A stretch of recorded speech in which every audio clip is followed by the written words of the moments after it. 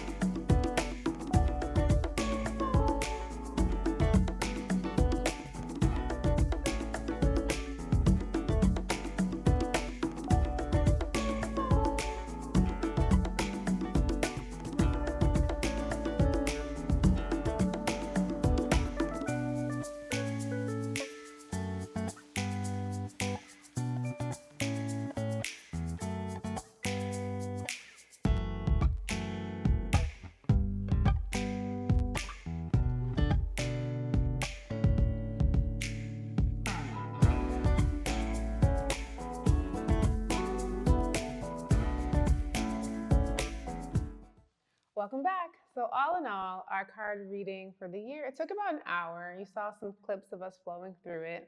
And now, we typically take some time to just talk about like, what were some themes that came up for you, if any? Hopefully it all wasn't doom and gloom. It wasn't, I'm going to be honest. At the beginning, it did feel all doom and gloom. But as I progressed through the year, I started to see a theme that was connecting everything. And it was about connecting to my power, knowing my power, finding my personal rhythm, understanding what lies within me, my purpose, and trust my intuition and trust that I know. I don't know if there was a theme that came up for me. I'm really interested and curious to see how the year is going to unfold. I know like we also follow our numerology and we're always in the same cycle. So we're in a personal year two, and so much of that about the year two is patience and slowing down.